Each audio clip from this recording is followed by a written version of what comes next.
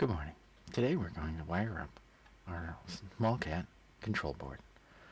So we're going to assume that you've already done steps 1 through 4 on the SmallKat hackaday.io page.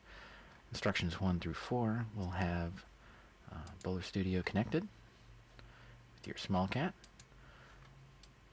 ready to roll. Alright, so we're going to disconnect everything because we're going to start wiring up electronics, which means we have to first disconnect our USB 32. So for instructions and pictures on what we're doing, take a look at the PDF under step 5 and the wiring diagram that was provided by another user, JTEX. He's building a SmallKat somewhere on the other side of the internet. Good luck to you, JTEX. Alright, so for the PDF, we're going to start on the PDF on step 3. So all the instructions on how to wire up your SmallKat electronics can be found in here. Now, instead of just sort of pointing at pictures, I'm just going to show you how to do it myself. So we're going to switch views here. Alright. So, as far as our instructions go, so the first thing you're going to want to do is get the power connection connected to your SmallKat board. So I have this XT60 connection and an XT30 adapter. I'm going to attach the XT30 adapter to my XT60 wire, so I'll have both connection options. The testing battery is an XT30, and the normal runtime battery is an XT60. So, first thing I'm going to do is use the wire stripper to open up a little bit of space on our silicone wires. I'm also going to turn on the soldering iron while we're at it. So this is 10 gauge wire, so we're just going to cut it there and pull a little bit. And at roughly the same spot. Cut and pull a little bit. Good. So now I'm going to solder our XT30 connector to those two pins. We have a little bit of solder here.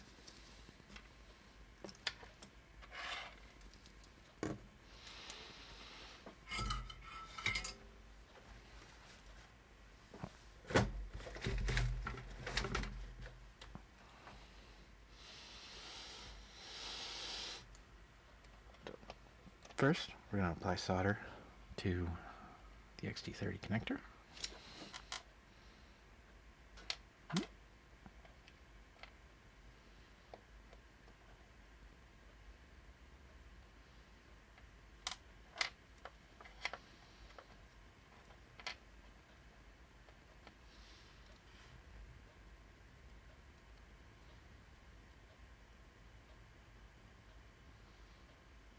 Good.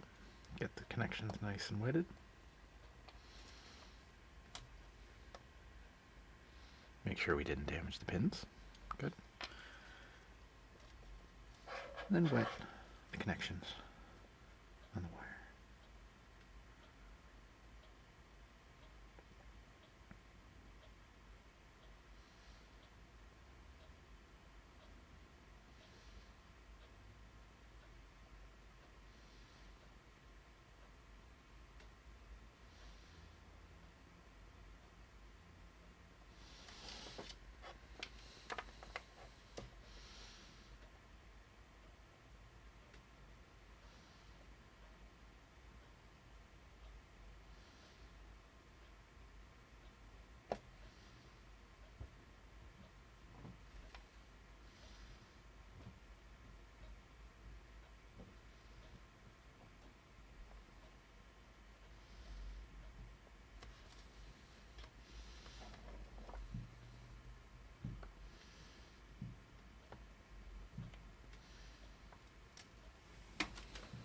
turn my temperature up a little bit.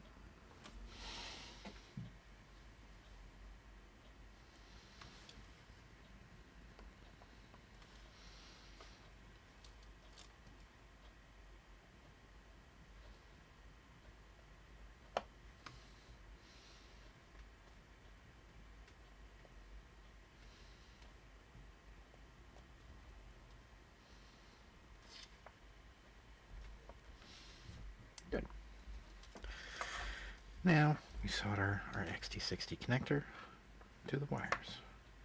Just going to take a second to notice which one's positive, boom boom, which one's negative. And just so you know what those look like, we'll zoom in the camera. So there's our negative side. You can see the little negative in the plastic. And there's our positive. You can see the little positive in our plastic.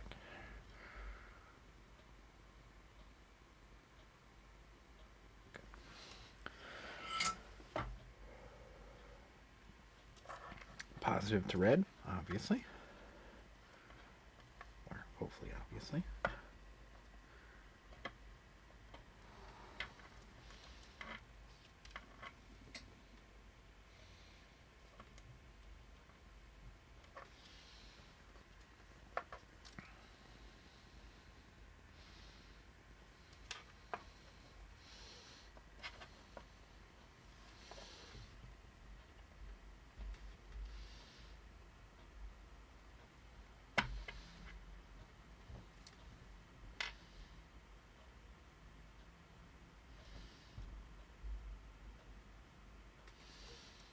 Just going to wet this a little bit more.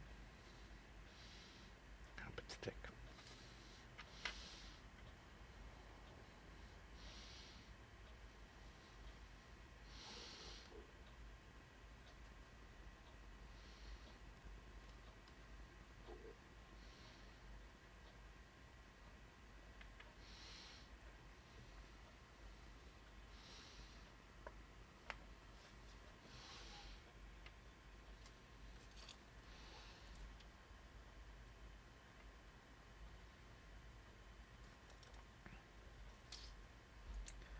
And of course, with big thick wires, it takes a while to get everything melted together nicely. There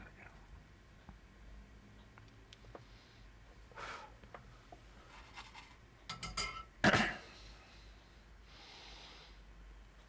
Now we got a good connection there. You can see it's all connected there. Good. Now we're going to solder up the negative side.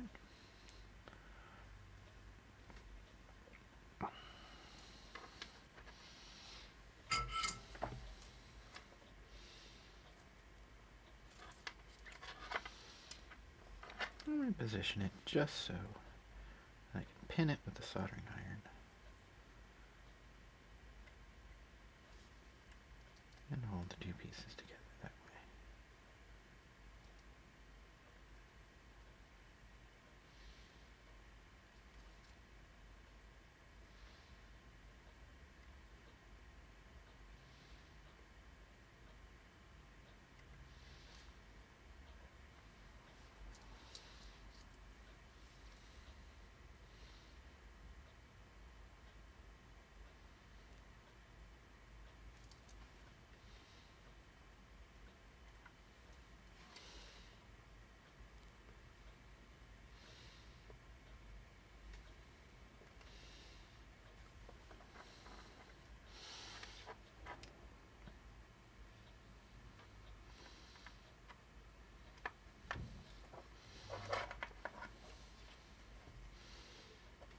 As with all things, patience is important.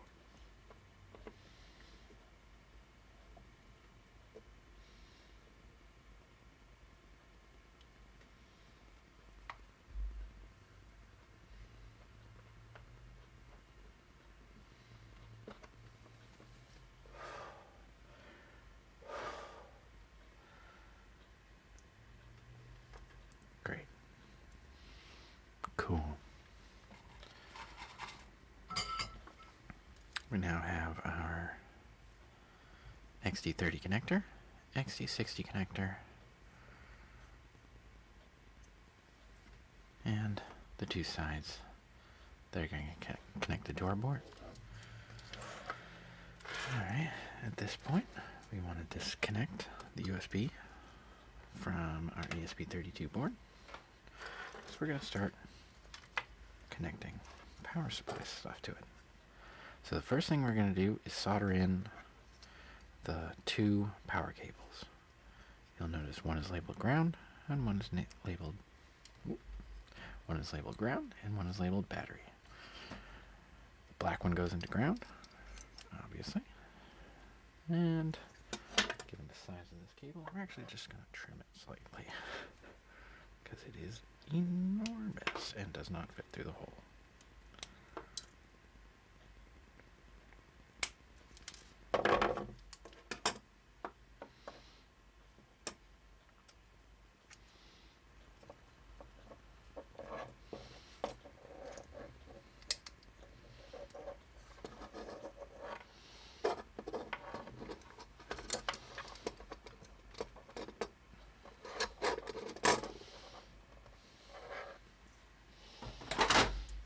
Just going to massage it a little bit with the pliers. Rounding it out a bit. Should make it fit through that hole a little bit easier. There we go. Perfect.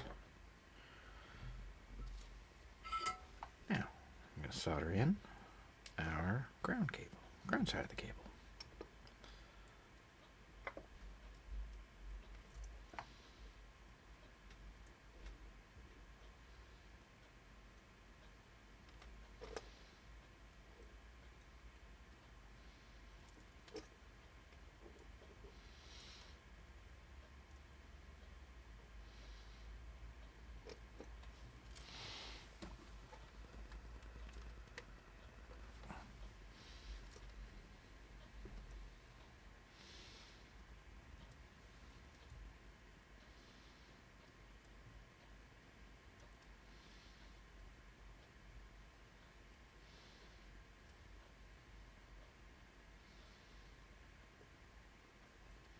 As with all things, patience is important. Really got to get the whole thing totally heated up to form a nice round dome. There's our good solder connection. So let's take a look at that. There's our nice rounded solder connection. Looking good.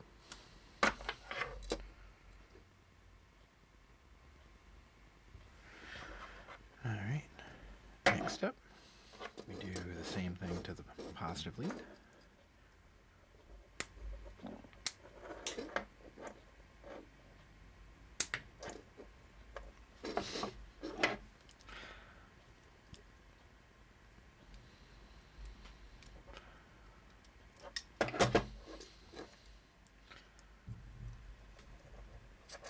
Alright, got a nice solid connection there.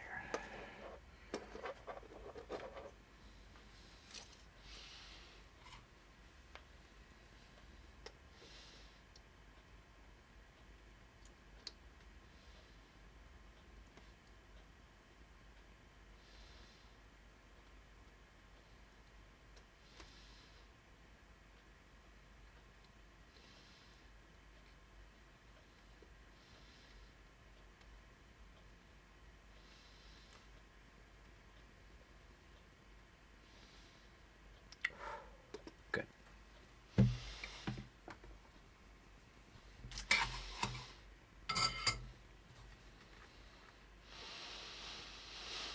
Alright, so now step 6 is completed. We're going to move on to connecting the low current 5-volt supply to power the rib from the battery. So, right now if you just power on the rib with the fuse removed, there won't be any power to the system at all. If you were to put the fuse in, you'd have a very low current 5-volt, but not quite enough to run the system stable. So, we're going to bypass it and use a 5-volt switching regulator and an inline diode so that we can still use the USB on that, on our 5-volt system. So, you'll notice that the 5-volt in pin for our, well, let's follow the directions exactly. Okay. So the first thing we're going to do is connect up the grounds of all of our voltage regulators. So we have 2 high current regulators and 1 lower current regulator. The high current ones are rated for 4 amps with a max of 6. The low current one is rated for 3 amps with a max of 4. The low current one is going to power our ESP32, our P&O055, and that's it. One of these power supplies will power half the cat, the other one will power the other half. So, first things to do, find the input side of our 3 regulators.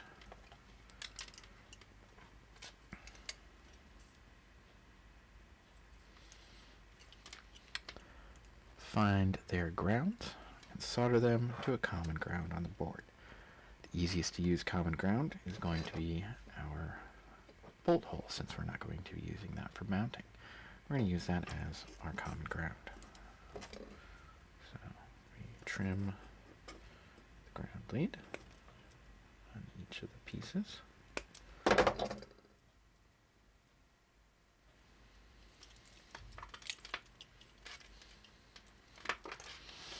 Strip them, and we're going to solder them into that hole.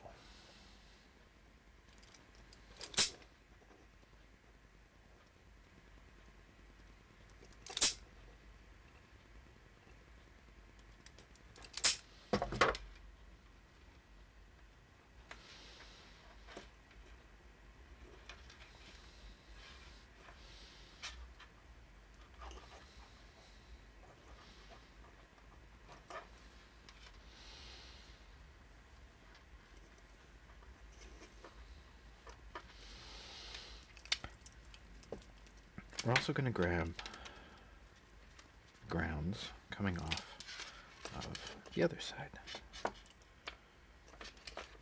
and put them also into the ground hole. Here. One here. And one here. Note that you don't want to remove the choke. That is part of the electrical system that keeps all of our switch mode converters stable. So don't remove those chokes.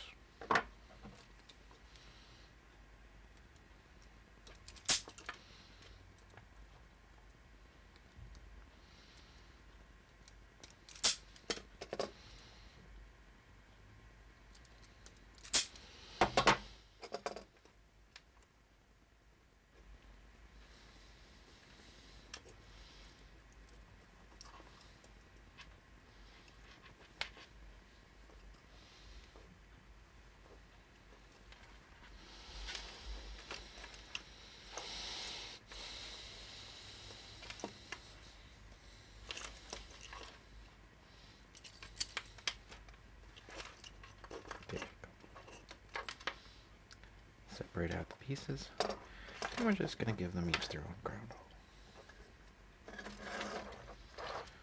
One set goes here,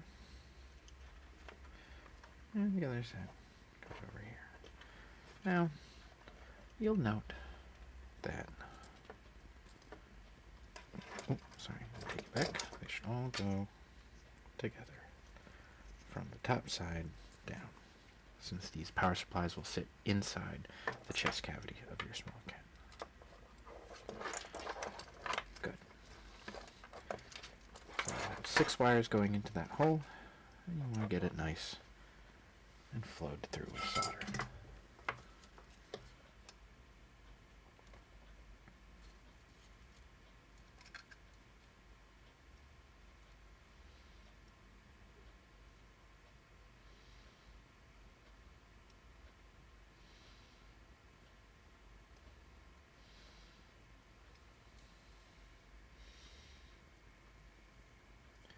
And once it wets the entire hole, you'll know you've got it.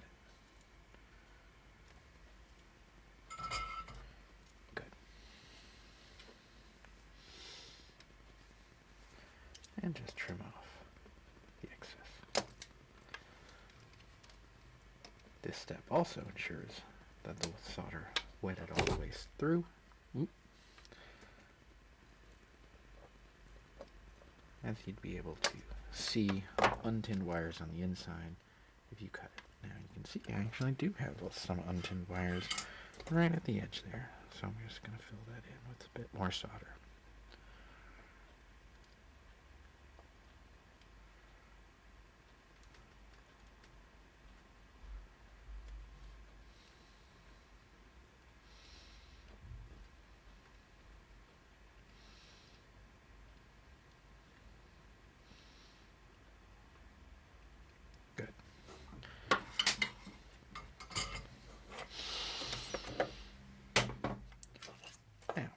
All the grounds for our system have been wired in. We now want to take the high current side for our 3 power supplies, and we're going to connect those just after the switch. And we're going to do that by soldering them in right here next to where the fuse was. This is the easiest to access post-switch high voltage side. Since we're not using the fuse in this configuration, we're just going to wire the 3 inputs right there. Note that our 3 outputs are denoted by the chokes. So our 3 inputs, 1, 2, and 3. So we're going to trim off the connectors.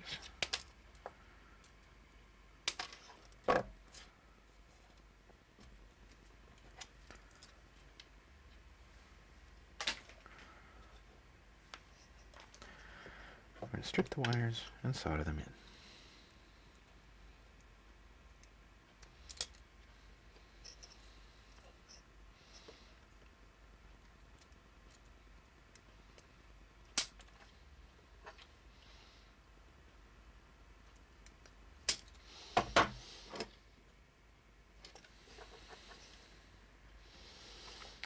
So in this case, what we're going to do is solder all 3 wires together and then solder it into our connection.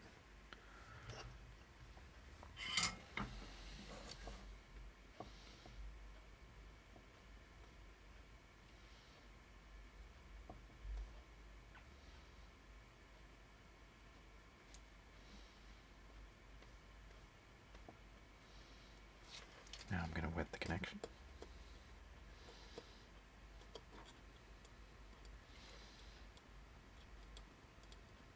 And to those of you who are silently screaming at me for not just using the correct connection, yeah, I know.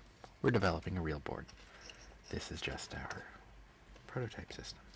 But it also shows you how the entire system is wired.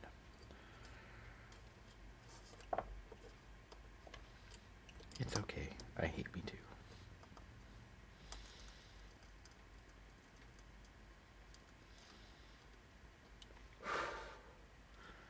Nice and toasty. Alright. So now, the input side to our 3 power supplies has been set up. So just to make this a little bit cleaner, we'll do a little wire management. Grab a few zip ties and zip tie together the bundle.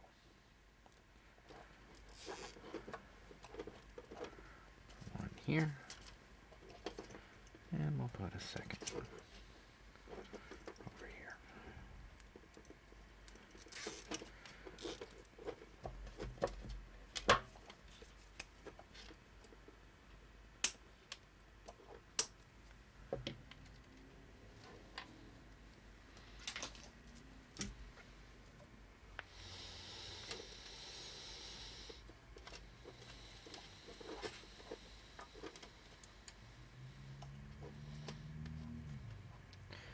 So now we have 3 power supplies ready to be connected to our system. The first one is going to be the 5 volts for our ESP32, which means we're going to need a diode inline. So I find our low voltage supply here. I cut off the connector. And then I solder a diode right in line. So we do that by stripping the wire first.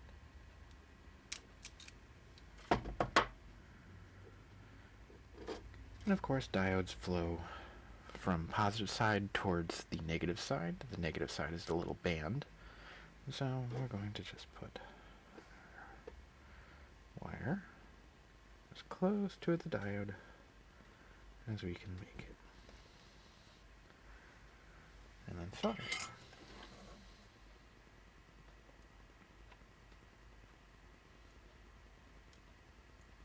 Good. And trim the excess. Now we have a nice solid connection to our diode. We want our diode to go into the 5 volt pin here, which can be achieved most easily by moving this choke, by shoving the wire in, and just pulling it through one loop at a time.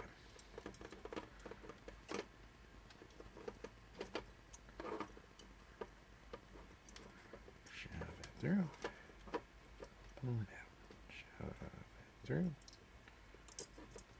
pull it out, shove it through, and now we've loosened up a whole bunch of room on our low voltage 5 volt side.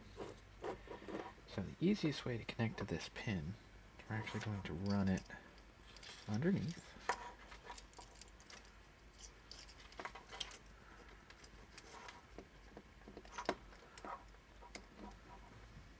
And connect it to the pin right in the corner here. So you'll note that the pins here, here, and here are all the same pin. So we're actually going to use that to our advantage and use it to make a little extra mechanical stability to our connection.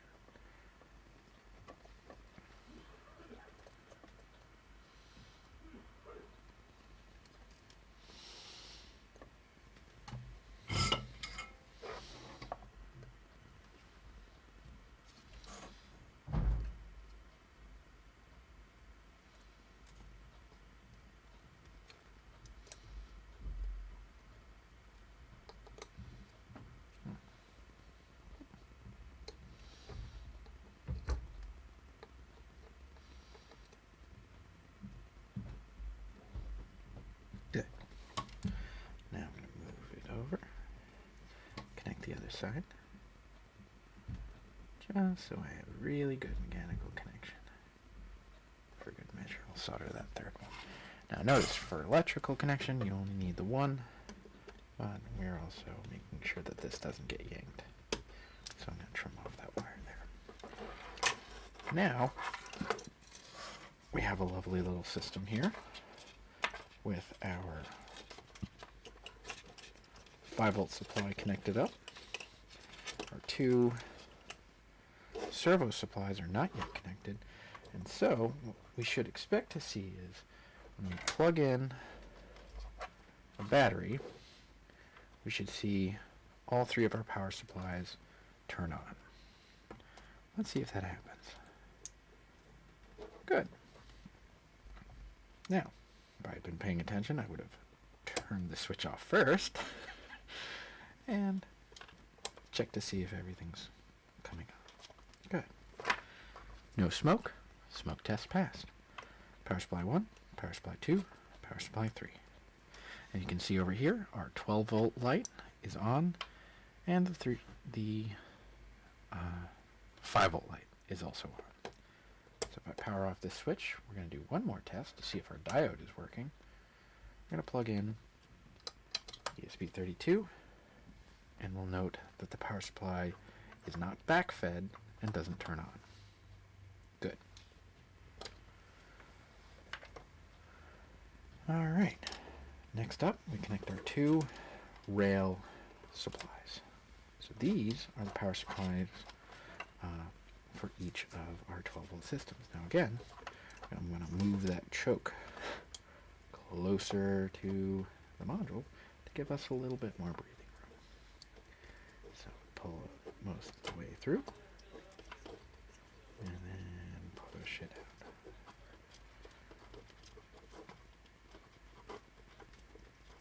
And push it through.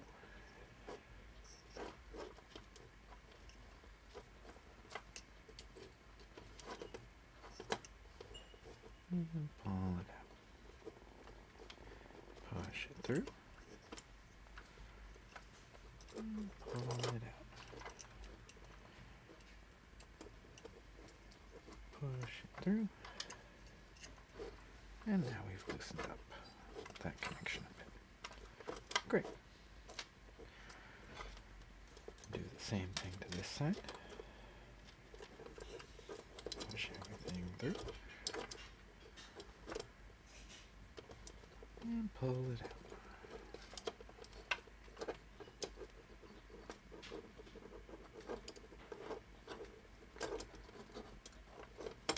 As with everything, patience is a virtue.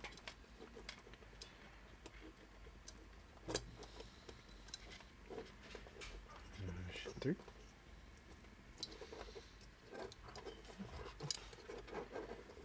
Pull it out.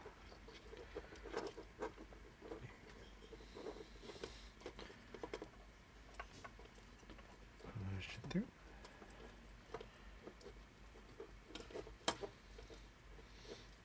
And pull it out. And there you go.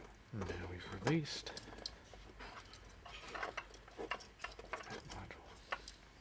Great. We now have two long red wires that we can use to connect our two power supplies.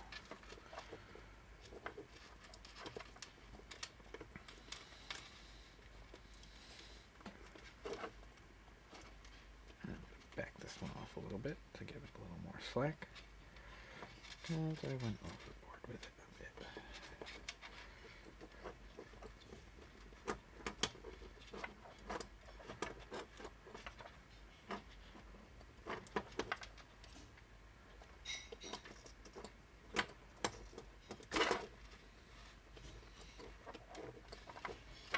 Good. We now have our three power supplies loosened up. We're going to connect our two bank connections. So there's two places that you can solder in to the bank. This is going to get one supply. This is going to get another supply. So we trim that and strip it. And this one is going to be connected to this side of the fuse.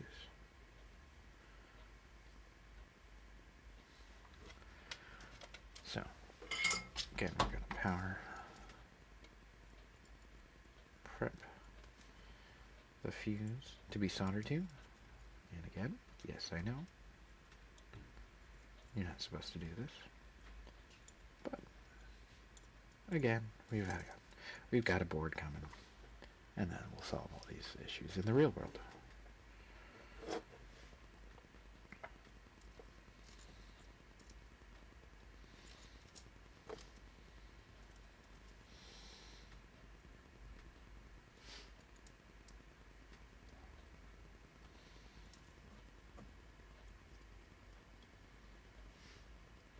Good.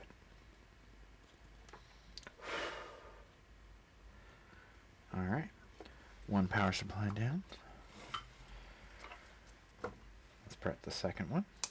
This one, we're going to solder to the middle pin right there.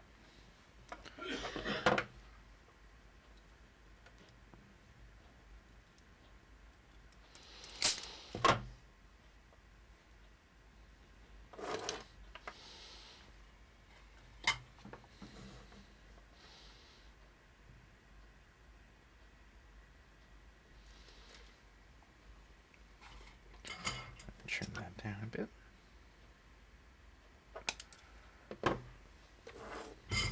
And solder right to our middle pin.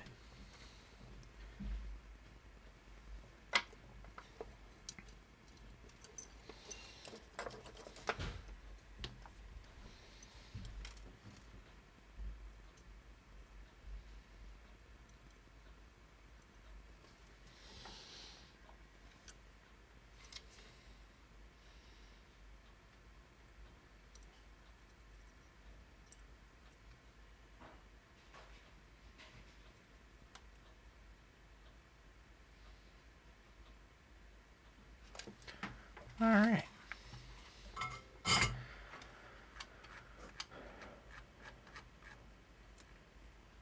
So now you're ready to move on to step 19 in the PDF.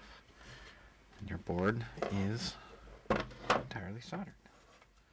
Let's just double check we didn't blow anything up. Cool. All right. Thanks for watching.